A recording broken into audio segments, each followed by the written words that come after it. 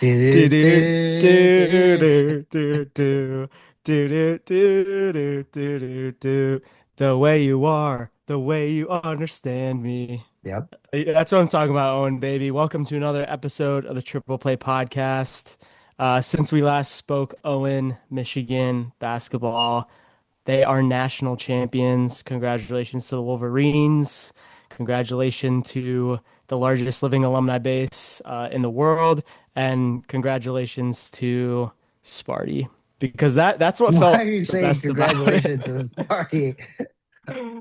Why is Because congratulations in order for Sparty? that was a little sarcasm there, but that was what felt the best about winning the national championship. It wasn't even that Michigan finally won. They finally broke through. In my entire lifetime, they had gotten close so many times and they Yeah, couldn't but like close it out in the national championship game. you're not the biggest college basketball guy in the first place. So like every See, year they see, the, lost, you didn't really care. Like, you didn't see, care this when they is missed the tournament. for those people that are listening, this is what Michigan State people try to do. You know, they try to So discredit, they try to find their way in and say, you're not a fan, you don't care about basketball. No, I had season tickets throughout college. I love Michigan really? basketball. No, I you did. didn't. No, you I did. didn't. I BS. did. You had college basketball, men's basketball season tickets. Yeah, for my first 2 years of college. I didn't No, you didn't I say. You didn't said every year. You said every year. You just said every year. And for freshman year, that doesn't make any sense because it was COVID, so there was no fans. they let fans into the arena freshman year. We did it at Breslin Center, so I don't But think they anyway, did it at Chrysler Center. well, we're just better. But that's what Michigan State fans try to do is they got to find some way to discredit it. They got to say I'm Michigan not paid. discrediting it, but No, I'm no, just no, no. saying, I'm just saying They, you're. It's not like you're just happy because it makes Michigan State fans not happy. So that's really the only reason. It's not the same. Like it's nowhere close to the college football, one that you guys got. Obviously, you were a part of that team, but if you weren't a part of the team, you would still be happier that you won a college football national championship over a men's basketball national championship, or even a hockey I, one I, if you I guys would, have won hockey. I would be happier with football, but because of how this played out, because of how dominant Michigan was, this one was really special. But they're They're all looking back, special. Every they're all. national championship's special. How would you know? I'm just saying they're all special. Every time you uh, get one, it's so rare to get one. It's something you'll never forget, right? So Yeah, it was just a fun team. That Michigan basketball team was so easy to root for. And yes, the football national championship will always hold a special place. And I value football more than I value basketball. I'm sure a lot of Michigan State fans and other, college sports fans in general would feel similarly. But just the way it played out with how amazing that team was, how likable that team was compared to the football team, which there was a lot of scandal involved. Kind of looking back, I think a lot of people have, yeah, have grown a little you really sour. think so? People have grown a little bit sour for that Michigan football team, as special as Yeah, that team yeah. also was, Should and we go how through all of dominant them? that team was. Probably not within this podcast, but regardless of all the scandal, I still think that Michigan team was by far the best team in the country. Again, people can have their opinions what they want, but just the way the basketball national championship played out, it was very rejuvenating. It was great, and a lot of fun for Michigan fans. And really, there wasn't Possibly, I was going to say possibly. possibly the greatest Michigan basketball team of all time. You could I have would your say debates so. with the last national championship team they had, but I think the dominance of the 25-26 team was there more. And I mean that's something that they'll never forget. So And you look back throughout that entire March Madness for Michigan. I think the only time I was genuinely stressed out watching that team was when there was about 4 minutes left to go against UConn. Michigan, they took care of business every single game. They put up 90 plus pretty much every single game. Like there wasn't really a moment where you kind of doubted that Michigan team. Like we were still up 10 points, and I was like, oh gosh, I'm stressed. It's the national championship. Well, There's 4 minutes left, but we still had a commanding lead for most of the game. I think, I think the biggest thing for that Michigan team was losing the Big Ten tournament championship. Like that's something a lot of people won't remember. But I think that helped that team a lot, and because they felt like they were invincible, and when they lost that game, I think it was kind of a wake up call heading into March Madness, and from there they really took off because they really emphasized getting out to good starts, which they didn't do in that Big Ten tournament championship game. And they did that for every other game, basically, in March Madness. So I think there were some valuable lessons learned in that tournament for Michigan. As you know, any good team that makes a run in March Madness probably learns a lot of things from the conference tournament. I don't think it's an end all be all if you win it or not. So, it's just because Michigan didn't win that, it's no knock on their season or anything. I really believe that. And I think I always believe a regular season title is more impressive than a Big Ten tournament title. But Well, it was a lot of fun. Glad I got to witness it. And it sets the stage for one, the Michigan State rivalry down the road. I think oh yeah, we're getting to the point where if Dusty May can bring this team to another national championship game or another Final Four, Tom Izzo might be getting surpassed sooner I than don't. people may Okay, think. no, I don't agree with that at The all. the way, Dusty's but a the way great coach. Dusty's a great coach. Don't get me wrong, but dude, you got to do this for a very long time. You can't just make the NCAA tournament 27 straight times and then say that's nothing. 8 Final Fours. I know he only has one national championship, but you'll just go off of if they make another national. But you got to be able to do it and sustain success in so many different eras for such a long time. And the culture of a figure he is, I don't think you can compare the two. Is the rivalry great right now? Yeah. Is it going to be important that wins at least one against Michigan next year? Yeah, absolutely. But we got a long way to go, and I think with Michigan being a reigning national championship team, it's going to be interesting. They're going to have a lot of new faces as well. That's kind of what May has created with the team of a lot of turnover and stuff, but I don't think that's necessarily a really bad thing right now in college basketball. So, Yeah, I just think that if if Dusty May can win another national championship within the next 5 years, and the way that it's setting up, it looks like he's got his extension at Michigan. He's going to be here for a while. I know there was a little buzz if he was going to leave for North Carolina job, or if Bill Self would retire, that maybe he would consider Kansas. I know all that stuff was out there. I think he's going to be here for a long time. And if he can continue the level of success that he's had and win another national championship, yes, Izzo has done it for a while. Yes, he's been very successful. Yes, he has done a lot for the university. But I would argue that if he wins another national title, his legacy will be greater than Tom Izzo's in the college basketball space. mm, Taking out all of it Izzo has done for Michigan State, which he pretty much carries that university nowadays. Dusty May will have a greater legacy because winning multiple national titles is better than going to March Madness 20 plus years in a row. it's not just 20 plus, it's 27 straight. So it's tough to do, man. I'm not saying it's not tough to do. I'm just saying It's what also tough matters is to win a it's national winning. championship. Izzo, yes, Dusty did it quicker than Izzo did, but he also was at a university as a head coach before. But every situation's different. If Dusty could win multiple national championships in the next years, like it's definitely going to be impressive. I think you still got to do it for a long time. I think length, and he's a young dude. Like he's going to be around for a very long time. And he has an opportunity to make Michigan men's basketball a special program. They have been in the past under John Beeline. I do believe that. And they had some down years recently, but he's really turning it around. So we'll see what Yeah. happens. I just feel like the way that those two have already been connected and the disdain between those two coaches has already just linked them in the sense of comparisons that are going to be made moving forward. So it's going to be something that's fun to watch. I think the rivalry's in a great Oh yeah, spot. it's a great spot. They And hate each other. yeah, They hate each other. They do and not that's how it like each should other. be.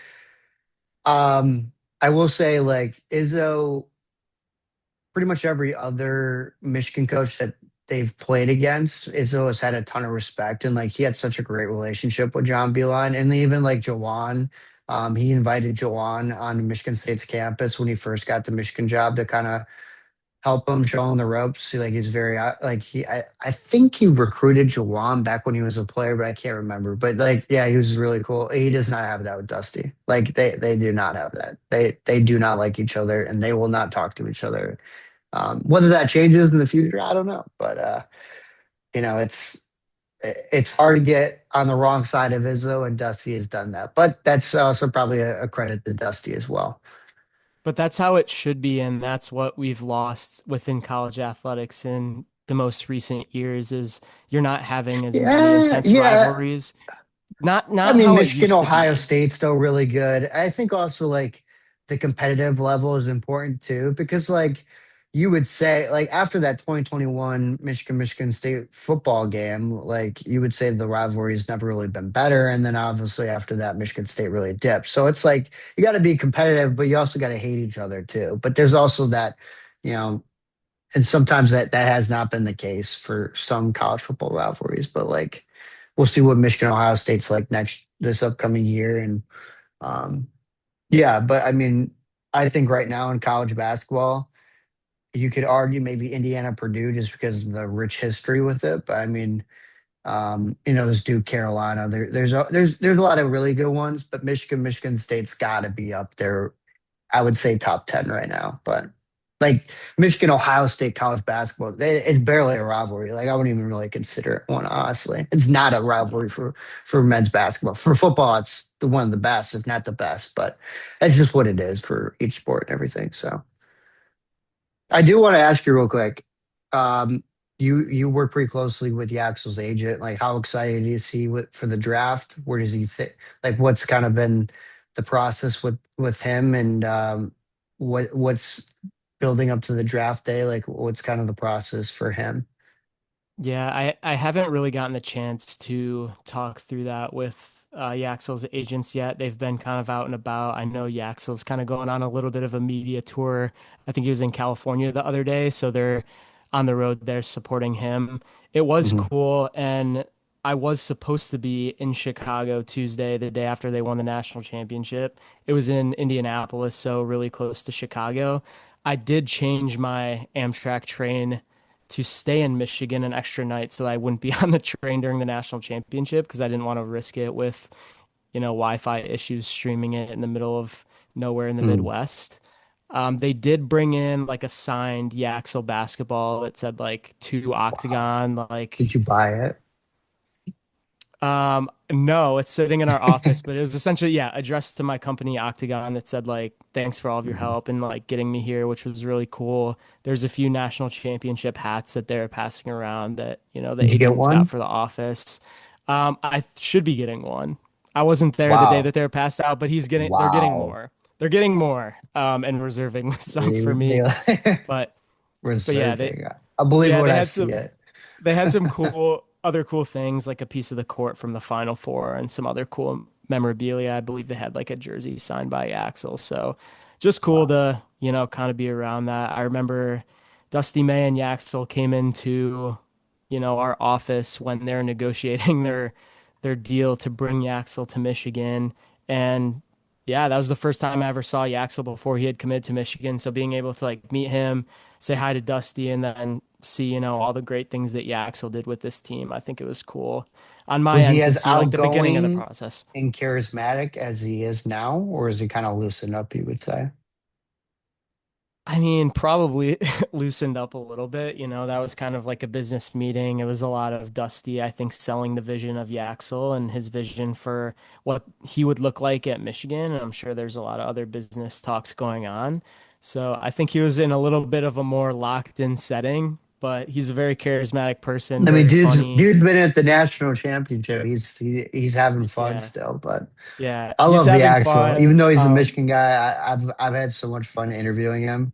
Like Yeah. he's a great dude. So And I think one more thing on this is Yaxel's halftime interview during the national championship, I think was one of the greatest halftime interviews of all time, where you gotta remind. What do you say?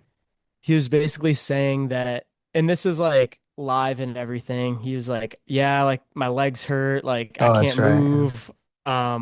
Yeah, I suck it right was super now. funny, and yeah, he's like, I suck right now. Like my legs hurt. Like I got no strength in my legs. It's very, very interesting to come out and say that in the middle of a national championship game. But I think that really shows the type of person that he is, and he just kind of puts it all out there. And Yeah, he obviously, does. it's led to a lot of success for him. Yeah, Maybe a as he little too also much has at put it times. multiple times. Yeah, he always says, "I gotta get PR trained, bro." That's what he said. Yeah. Uh, but yeah, Uh, I'm sure. Yax is Well, great. he did say ahead of the NBA draft, and once he gets to the NBA, he's gonna lock in. So I'll believe it hopefully when I see it. a little less shenanigans. But I'll anyway, a believe it lot of when I fun see it. with that Michigan team, and hopefully a lot of success moving forward. I do, Owen, want to pivot here to talk about Augusta National Golf Club and the Masters witnessing history. You were there Saturday and Sunday. I have not heard your experience at Augusta yet, so I'm excited to hear it live on the podcast. But having a Rory repeat was amazing. It kind of looked like after Friday he was going to run away with it.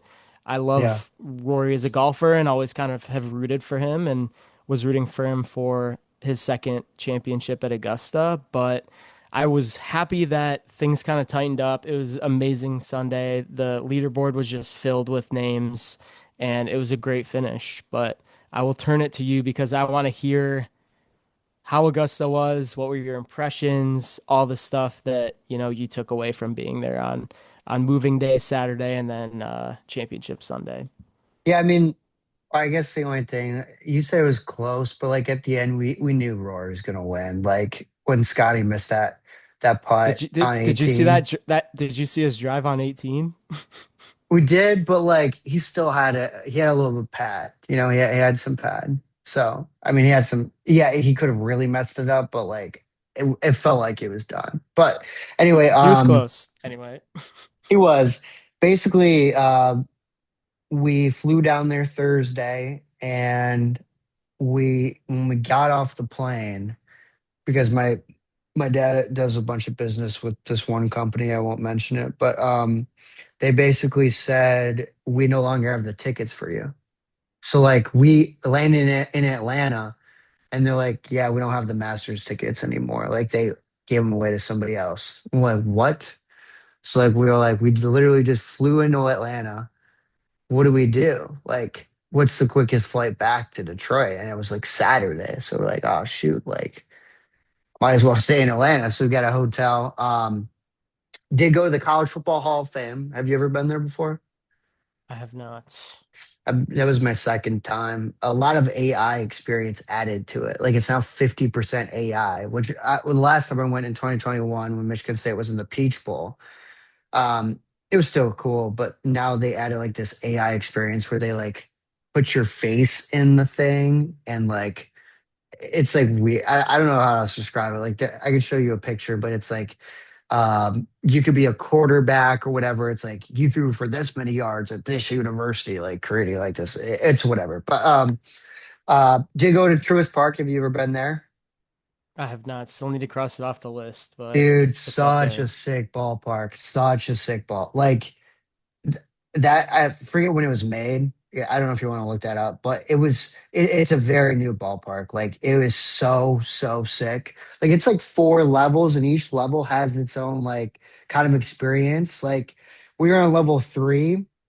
It's great seats, only like $60. We got them the day of, and it was like the same level as the drummer dude. Which, if you don't know, the Braves have this big drum, and then they do the tomahawk chant like Florida State, so that everyone would do it, and it was like at random points and like big spots where like most people fans would be clapping and stuff. They do the tomahawk chant, and like their marketing is so cool. Where like whenever an opposing pitcher comes out of the bullpen, the whole place turns red, and then they just shine the spotlight on the opposing pitcher as he runs to the mound, and everyone's doing the whole like it's that was pretty insane. So that was really cool. I'm not gonna lie, like that whole experience of I always like going to new ballparks, and that one was maybe one of the coolest I've been to, if not the coolest. Like it was sick. Um, but basically, it was Friday night when we found out that we were actually going to be able to go to the Masters because we thought we might be going Friday. That didn't work out. So basically, we woke up at like, I think it was 4 a.m. from our hotel in Atlanta and drove out to Augusta, picked up the tickets from this person's house. Um, and we were at the golf club from there. Like it was so, and like when you walk in, I don't know where you went, like where you parked at, Nick, but we were right next to the Southgate Tunnel. So that was kind of nice. I like being on the Southgate side compared to the Northgate. So basically, Southgate is the opposite side of the main area of the clubhouse and everything. That's where the north side is. So the south side's all the way on the other side. So you get a little bit like less people, still a big crowd, but like we went immediately to the gift shop and like it's almost like Disney World. Like I don't know how to like, maybe you would agree with that, but like obviously I think Augusta would find that offensive, but like the whole experience is like you walk in, it's this like magical place, I would almost call it. Like it's like I don't know how to describe it, but like you go in there, you don't have your phone, which is such a sick thing to have. Not, like you, if it detaches you from the current world, you feel like you kind of go into this own sort of thing. And it went right to the gift shop, waited like 40 minutes in line, and then you get in there and that thing blew me away, like the amount of stuff they have in there, the whole experience of being in there. How much did you spend when you went? Do you Oh remember? gosh. I mean, it had to have been over 1,000. You spent We over a got a lot of thousand. merch. Well, You me and my did dad this. combined because we got merchandise for like Michael and my mom. So Okay. I think I Yeah, I got a spent hat for like, Mo. We got a bunch of stuff for other people too, but I think it had to jeez. have been well over 1K. Gee, I mean, I guess myself, I spent like 400, 500 bucks, but that's just me. So, I got a bunch of polos and shirts, which is so sick. But yeah, like going in there, it's like so chaotic where people just running around and stuff. And they have like these counters where you gotta go up to it. And like that's where all the nice stuff is the polos and pullovers and everything. So you have to go up to the counter. They have like these things at the top that's like 1 through 20 or something like that. And it's like, can I get a large of that one? And they're like, we don't have a large in that one, but this one's a close one to it, or this one's better, that sort of thing. So it's a whole thing, and you have like a shopping bag that they give you and stuff. So that was pretty sick. Did you And get a then, gnome? dude, those things were long gone. Those things are insane. Did you Yeah. see them? Did you see them in person? Like, were they still available when you went? I saw patrons carrying them, but I believe they were Okay. all sold out Yeah, I when we mean, I went saw into that the, too. But yeah, like, yeah. unless you're getting there at the very opening of the gift shops, you're not going to get a gnome. Like, those gnomes are so ridiculous. Basically, it's like I don't know what the number is exactly. I heard it was like 100, but it's like it's like a small amount that they give out, these gnomes for like 60 bucks every day. It's a very small amount. You have to go there super, super early. It's like 60 bucks. But if um, they're so valuable or like, rare to get, that you could like, if you went on eBay now, you could get it for like 600 bucks. Like that's how insane the resale value is on it and stuff. But that was really cool. The concession stands were awesome too. I realized quickly because I got like, you told me about the peach ice cream sandwiches, which were so good. Like you told me that they were gonna run out, so I got like two right there for breakfast, and then but they every time I went back, they still had them, so I kept getting like two and two and two. I probably had like 6 or 7 like ice cream peach sandwiches the entire time, as well as other things. I got the pimento as well. I didn't really love that. Um, it was okay. I got the club, which was good. But I got a beer, like I got a beer early, and I was like, I'm gonna get drunk on the golf course. But then I realized like it's so dehydrating being out there in the sun. It's 80 plus degrees. I was like, I gotta switch my course to like getting sport, they call them sports drinks or whatever, because they don't like want to give it out a sponsorship. I don't know why that is exactly, but yeah, so I started having sports drinks, so those cups are pretty cool, and it's pretty cheap too. I think it's like what, $2 or $3 or something like that. It is pretty cheap. But yeah, Saturday we went around, saw a lot of different places, learned the course. I saw the reaction from Shane Lowry on the hole in one. So was able, we were sitting in the grandstands on like 15, I think it was. We saw him hit it. I think it was like 3 or 6. I forget which number it's on, but you can see where they tee off. We couldn't see the hole. But we saw his reaction and everything. The place exploded, which was sick. But it's always cool to see those update, like you would hear a loud cheer in the distance, and you're like, oh shoot, like what did so and so do? And then they take down those, like, because they're not like electronic video boards or whatever, they're like the Fenway Park thing where they take it out and Mhm. everything, and they take out the person's name, and it's like, oh shoot, like what did that person get? And then they put it up and everyone goes crazy. Or like a big moan when somebody bogeys, like, oh shoot, so and so bogeyed or something like that. So um it was really, really cool. Amen Corner was so sick. We were there for like 5 plus hours and everything. I think that was the biggest turning point. 11 and 12 on Sunday. Honestly, the whole tournament was such a big thing. Did you get seats when you went? Did you set up seats anywhere? Did you buy Yeah, we had seats? we had we had seats and we set them up at Amen Corner, so Mm. we were right there. But yeah, that honestly number 12 probably ended up being the most important hole when Rory went right at the flag and was able to Yeah. birdie. I think Yeah. that was the moment Mhm. where you're like, okay, I think Yeah. Rory's gonna get this That's done. literally exactly what I was thinking. Like that, Mhm. when he hit that shot, I was like, that's the shot that wins you the Masters. And then he hit like, I mean, Cam Young also was right next to him, which is a Yeah. big answer from him, but then he didn't hit the putt. And Rory birdied. So that was a big turning point. Also, like on Saturday, that's where Rory went into the water, and I was like, "Oh shoot, is he falling apart right now?" And he kind of did, but obviously was able to get it together. And then that at that same time on Sunday, Rose on 11 was leading, and he bogeyed, and that was Hmm. like a little bit of a slip up for him. And I think he bogeyed another hole or whatever. And another spot was when Scotty had a chance for a birdie putt, he missed it. So that was like, it really felt like that right there was the tournament in itself. Obviously, we went to 18. We set up our chairs at like 6 a.m. on 18.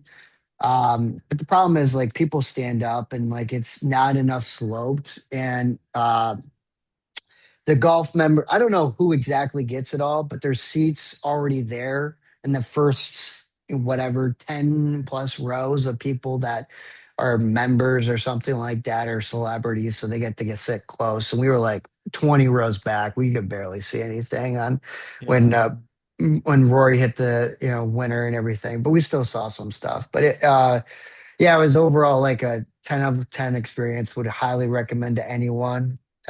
It's so hard to describe, and you know that too, of like telling the actual experience because you don't have your phone to really document it, but it's all up in your head. So like once you've done it once, I think it's something you'll never forget. Obviously, some people get to go every year, which is cool, but like I think when you have that rarity of that one experience too is always an unforgettable thing. June 1st, the raffle opens up. Are you going to put your name in it? I will put my name now that I have my own address. I can actually enter into the lottery by myself. It's so special and it's so cool to hear your story and everything you did. And also, my biggest takeaway was just getting to share that experience with my dad. I remember walking in, the excitement. We went in 2023 on a Saturday. It was a rainy day. We didn't even know if we were going to get in because I believe that if your day gets rained out, I don't think you're guaranteed to like get a ticket back for like if they have to reschedule or anything. But just kind of all the stresses, everything just goes away when you walk into the grounds. You compared it to Disney World. It does have that feel. It's very ominous, but also feels like you're Yeah, at an amusement yeah. park. And then you're going Like through the honest, concession, or I was gonna say you're going through the concession lines. There's no lines. It's just so pristine and so like Mhm. magicals if we're staying on the Disney comparisons. It's just it's impossible to describe. The one, I guess, not magical part of it, the reason what, like, there's long, obviously the gift shop's a really long line. They try to keep the bathroom lines down, so they have people inside the bathroom. Like, you, if you're a dude, you're inside the bathroom, and they're like pointing to, this place is open, this place is open. And I don't know if you experienced this, but like they were literally fucking count down on you. Like they were counting down, saying like you have 10, 9, 8. It's some dude's like, I'm taking a crap in here. Like it's what I do you think don't I'm doing remember and that stuff? happening. Yeah, like they was like intense. Like there was a line and stuff, and they were like trying to keep it flowing.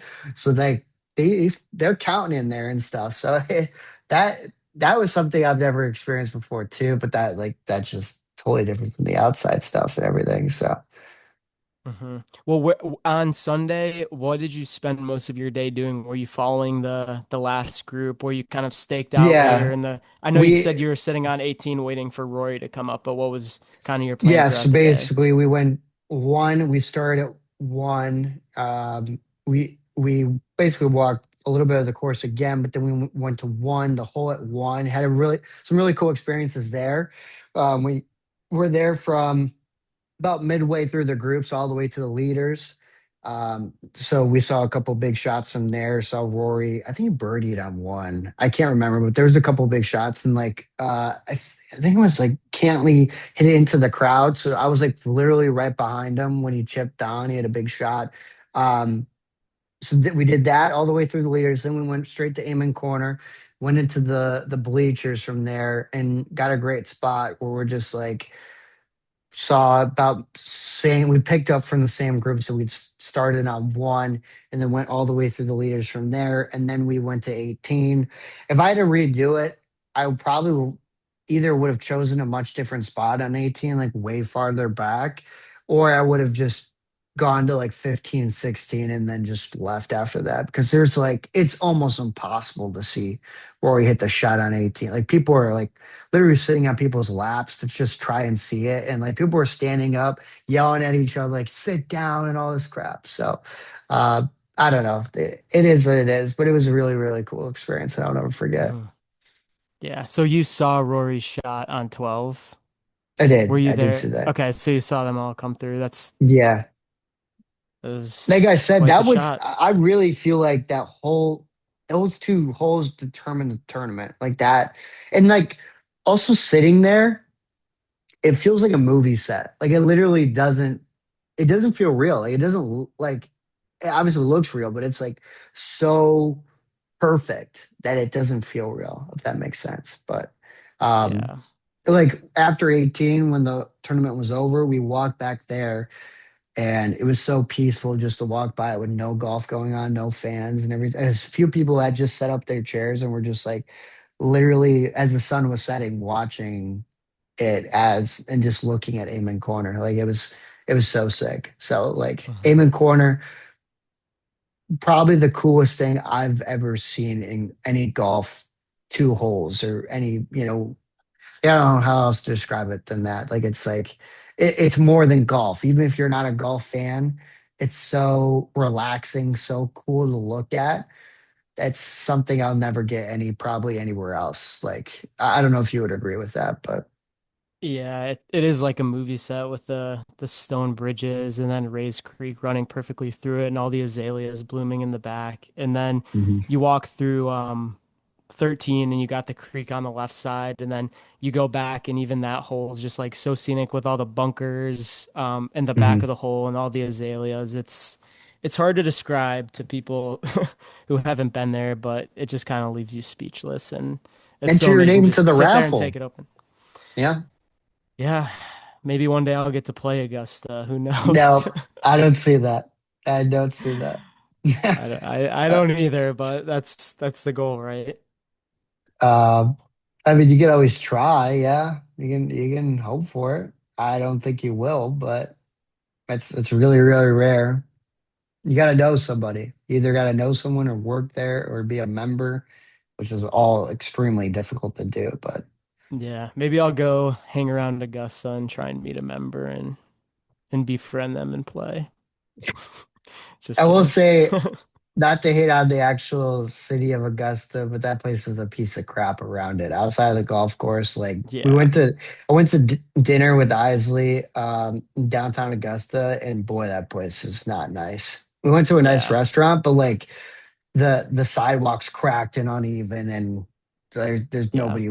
Yeah, and the hotel we stayed at was pretty crappy too. But yeah, Yeah. All right. Shifting gears away from the Masters, wanted to quickly touch on the Kevin McGonigal deal. It is an 8-year deal worth $150 million. The Tigers locking him up early.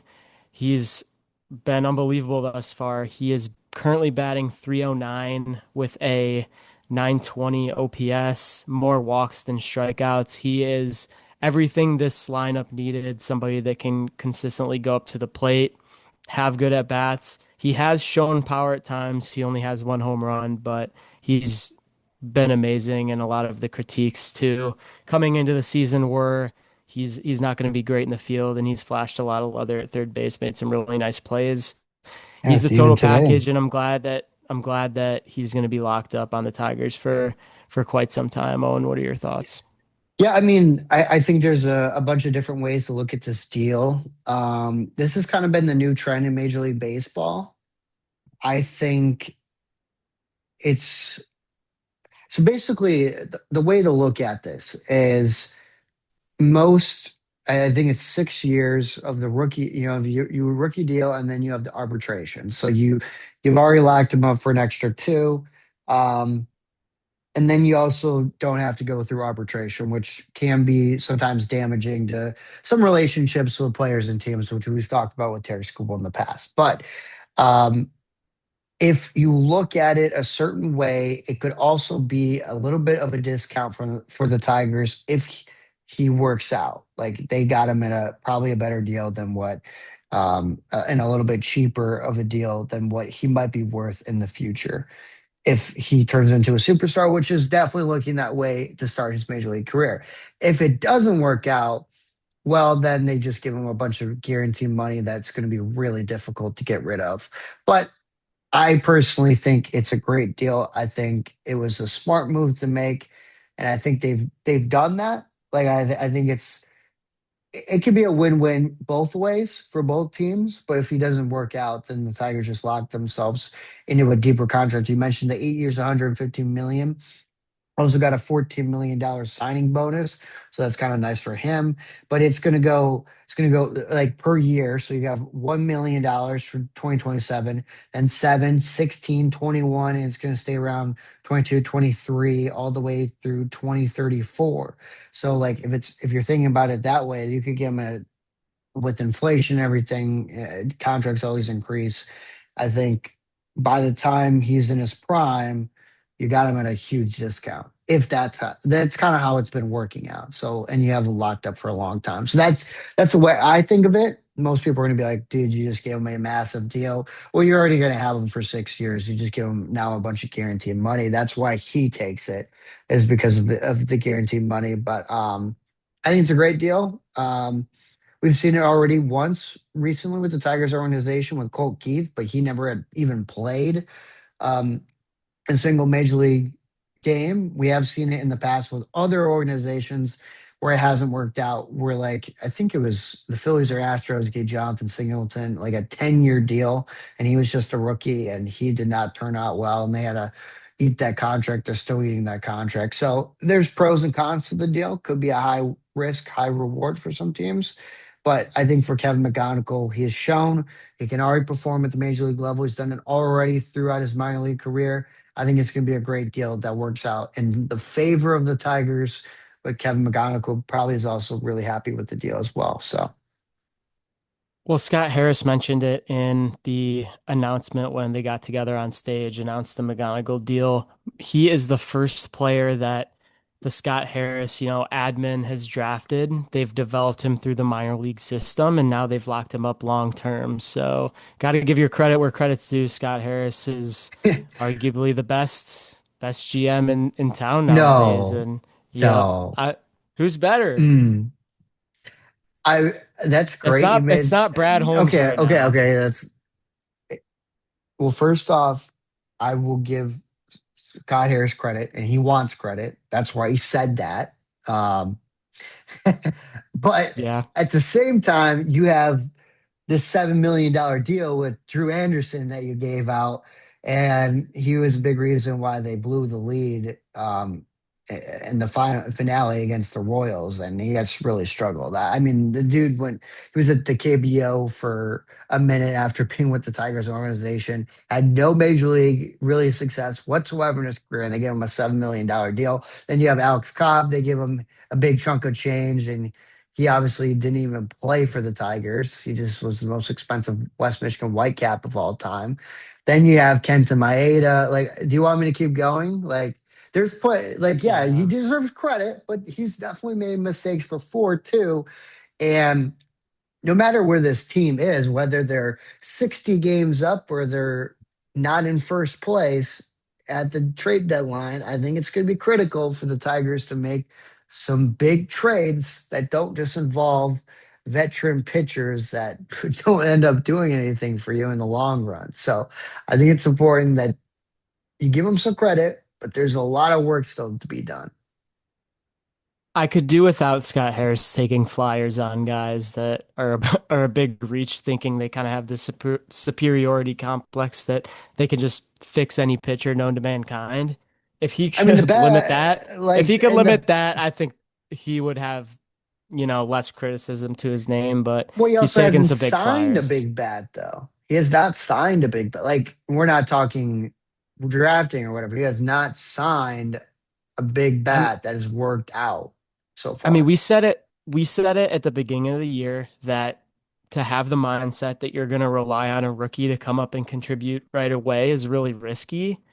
They've And done to that. the to this But to this point, it's really worked out he's for but them. he's only 16 games into his career though. Dude's going to go through a slump at some point, you would think too. So it's like I'm just saying I do give him credit, but I still feel like you would have liked a bat right now because at times you can see the offense has really fluctuated. They've like Dylan Dingler's been fantastic. They've had guys step up, but at the same time, this team has also been dramatically different at home and also on the road as well. So we'll see if they can go to Boston and continue their success. Obviously, it's a long season; doesn't really matter either way, but.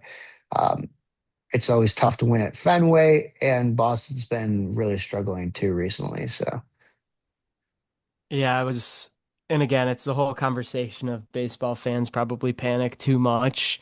When the Tigers were sitting there at 4-9, it was getting to the point where there's a little concern that are they just gonna struggle so much in April that they're gonna like play their way out of, you know, not contention, that's but hard to do. are That's they gonna hard to set do in April, though. Like that's even it's if hard to do, but I mean, you look at some teams, yeah, it's not but like possible. the 20 what was it 2024 Tigers. I mean, it felt like they were never going to make it until obviously when they started the run in August, and then that great September. So like it's a long season. It's not about how you start, it's how about you finish, and it's about how long you can sustain success. And that was the whole thing last year was when they looked so good for so long, it was like, when is this team going to hit a slump? And then they did.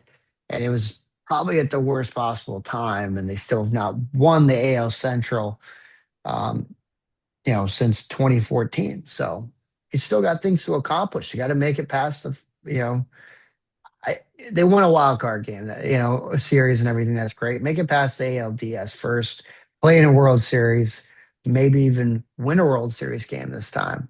You never know, though.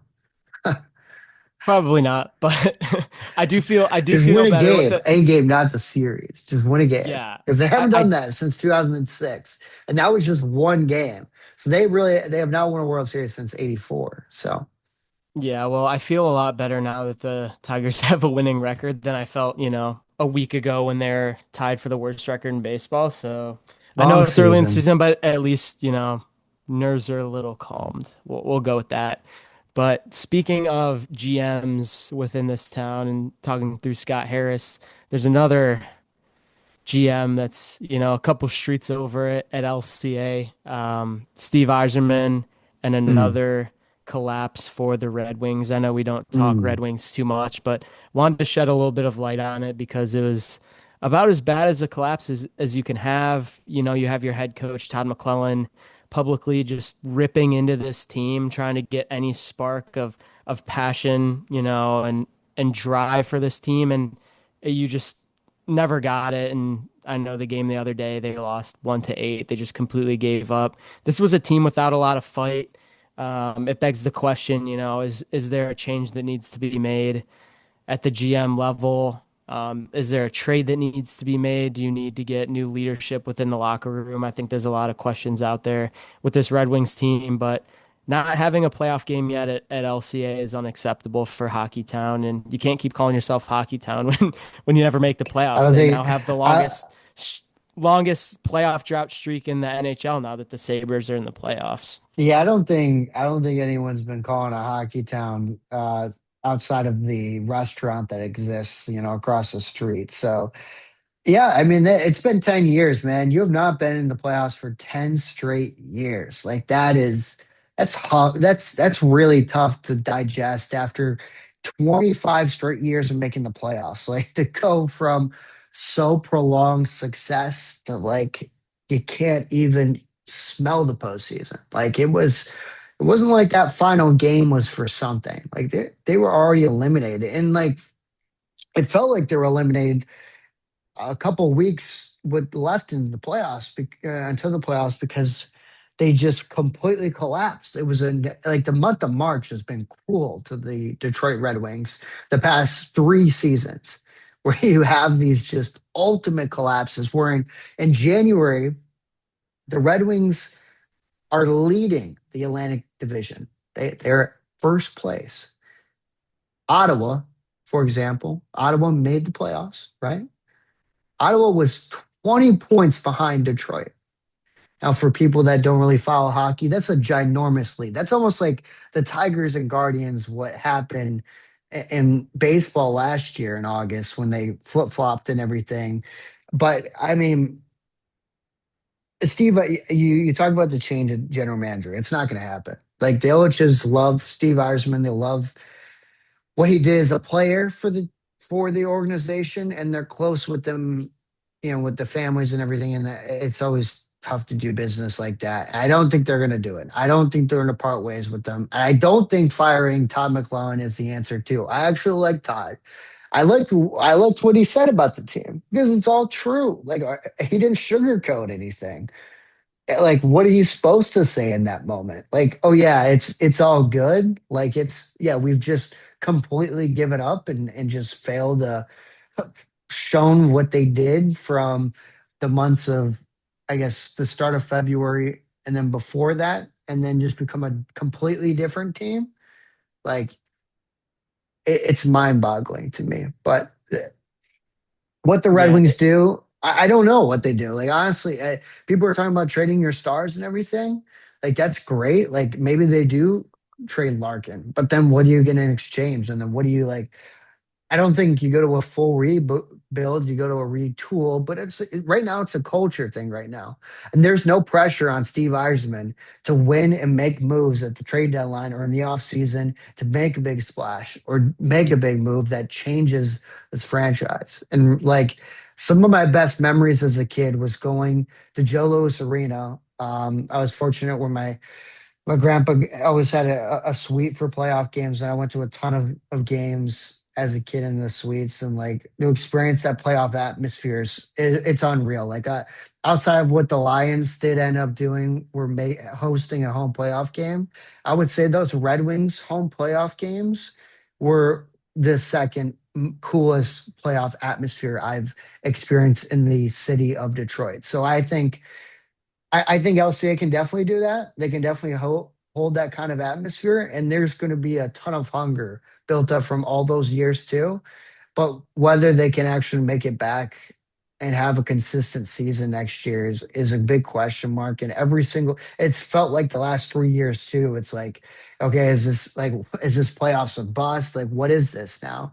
And even when they perform really well at times, they just fall apart in the month of March. And I don't know what you do. I really don't. You can point to specific things, but like I think it's a culture issue. And it feels like it falls on Steve Eiserman and the Illich family as well. So if we'll see if they snap the streak or not, but it's not been good.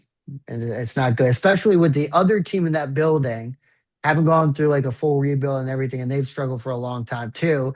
And now they're the number one seed in the Eastern Conference. So like clearly there's a big difference with ownership and that front office for those two teams in the exact same building. So I don't know. Yeah, it's never great to do business with your friends and people that you're loyal to because even if the right decision is to fire Steve Eiserman, like you said, I don't think it's something that the Illiches are going to do given the relationship that they have. And I don't even know what's best for this team, at this point. It's You been just got to put pressure. Like, come out and say mhm, it. It's playoffs or bust. Like that needs to be yeah. said. Eiserman, even before the season started, they were like the media would ask him, "Is it playoffs or bust?" And he's like, "Well, that's I wouldn't really necessarily say that. Like, we're just trying to build something. They're trying to build a consistent product where they're consistently trying to compete for the post. It's almost like the exact same thing what the Tigers are doing, where they can have a really good regular season team, but maybe it's not a team that makes a run to the Stanley Cup Finals and stuff. So I don't know. Do you want to quickly touch on Pistons too? We can touch a little bit on Pistons. I'll just say that it's great to have Cade Cunningham back. I think when, Yeah. his lung collapsed however many weeks ago, it was a little bit of a grim outlook, thinking that there was going to be a possibility where he was going to miss some time in the playoffs. It just really comes down, I think, to winning that first series. Whether it's the Magic, whether it's the Hornets. I think most people would want to see the Hornets in that series over the Magic, who the I Magic do think have. I think if I was Detroit, I would rather right now see the Magic, if I'm being honest. Because I think that Orlando's really fallen in a little bit of a slump, and Charlotte's been a team. They've been hot recently and they could make noise. They have some excitement around their team. That team is hungry for the playoffs.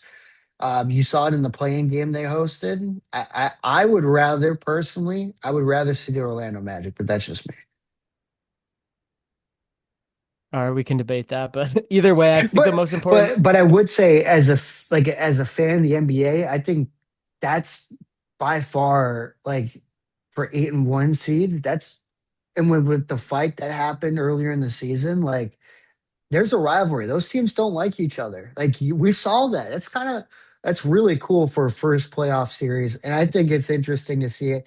How many like the Pistons have just smoked their way through the season, like 60 win season. It's been really impressive. But this is the playoffs. Like NBA players kind of go on cruise control for a good chunk of the regular season, but this is they know like they flip on a switch. Like this is do or die time.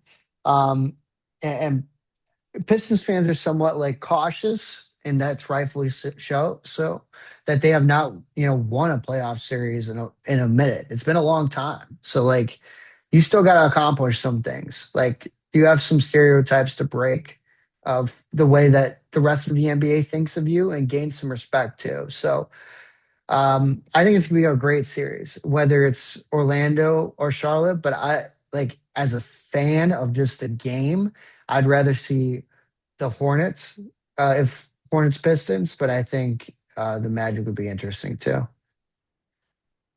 Well, it's going to be a fun playoffs for the Pistons. They should, as long What if as they they get can get out of. swept? What if they got Yeah, swept? I part of me feels like the first series is going to be more important than the second You got to one. I win at think if home. That's the biggest thing yes, is they in that this yeah, series last year with the Knicks. Like, yeah, they did really well on the road, which was impressive, obviously outside the end. But you got to win it in your home building. They didn't look as good in their home building, and obviously Jalen Brunson and Carl Anthony Towns hit some big shots down the stretch at LCA. But uh, you know, I don't think Pistons fans disappointed in that playoff series at all. It was a great atmosphere.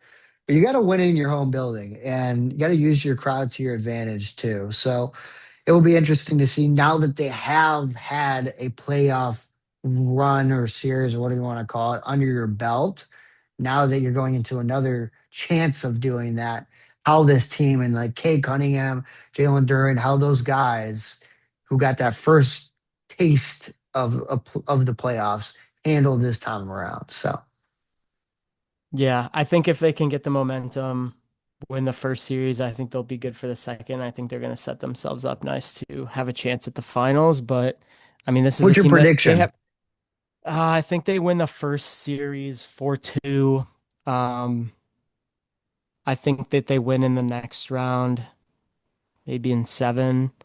And then I Oh do wow. think that I do think they lose in the Eastern Conference Finals. To who? I don't think the Knicks are going to get there. I'm going to say Boston.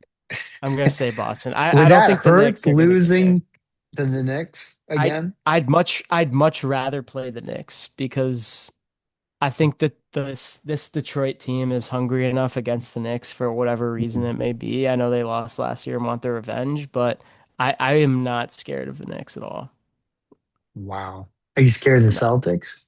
I'm scared of the Celtics because they've been there before, and I think that's the one area where they have the playoff experience that Detroit necessarily doesn't have, especially going deep into the playoffs. I can't even Oh, tell for you the sure. last Yeah. time that Detroit has won a playoff series. It's been a long, long, long time, which is why I was just saying that I think they need to get out of the first series. They'll be fine for the second, and then it's going to be a showdown in the Eastern Conference Finals. Who do you have coming out of the Western side? I have a hard time not saying OKC. I think they're just on a different 2008 planet than was, most of the NBA. by the way, 2008 was the last time the Pistons won a playoff series. Guess who they beat? The Magic. Yes. Let's Look at go. you. Well, the other fun fact that I like to say is the last time Michigan won a national championship in Hmm. basketball, the Pistons also won an NBA championship. So Yeah, and that was maybe a we're long, long time ago, and I don't think they're gonna win it all. But I could be wrong. I don't know. I hey, I, think I I believe in trends. I like trends and good I omens. think OKC is stacked. Yeah. We have seen like in the regular season Pistons win, but I think the NBA playoffs is a whole different beast. I really like the regular season. It is what it is, but like NBA playoffs are a ton of fun, as are the NHL playoffs. It would be a lot more fun to see the Red Wings in them, but like um, those playoff atmospheres are pretty sick, both of them. Yeah. So Well, now they got the new intros that they brought back last year at LCA. yeah, They your got guy Hooper. Mason They got is it? they got Oh, it's Hooper. Hooper. They got How Hooper, the old is mascot. Hooper? How old's What Hooper what now? his birthday I think was like a month or two ago. Yeah, it's a great Hooper's day. birthday. I love Hooper's birthday. Well, it's shaping up to be fun time of the year with the Tigers in full swing. April and the D, they call it. April in the D, Pistons back in the playoffs. I know NFL draft has kind of We'll gotten talk about that overshadowed, next I think. episode.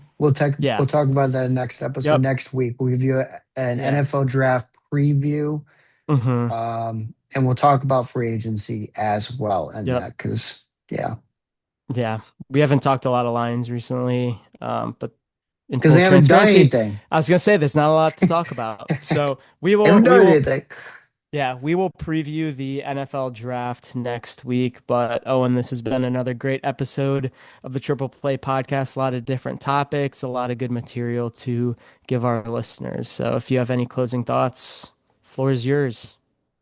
I didn't give my prediction for the NBA playoffs. I will say the Detroit Pistons also lose in the Eastern Conference Finals, and I believe it will be to Boston. Um, like you said, I think the veteran experience as well. And also, like how good is Tatum going to be and healthy at that time? That would be interesting to see. And I think OKC wins it all. I think OKC is gonna they have a dynasty built. I think they're gonna be the next Golden State, team that's there pretty much every year, and they got all those young studs too. So as long as they're healthy, I think they got a really, really good team. And that's the way you build it is through the draft right now in the NBA, especially when you're not named like the Los Angeles Lakers. You can do that, and that's kind of how you have to do it. So you get those guys, you find those studs in your team, and the Pistons have done a great job of that too. I just don't know if it's quite their time yet, but we'll see. Agreed. Do you want to do? You're great at the sign offs. You can do the All sign right. off. All right. Well, thank you guys for listening to another great episode of the Triple Play Podcast. We got a lot of good content coming for you down the line as we kind of find, our rhythm with getting episodes out and content out to you all. So we'll continue to do that. And again, thank you guys for listening, and we look forward to seeing you in the next episode.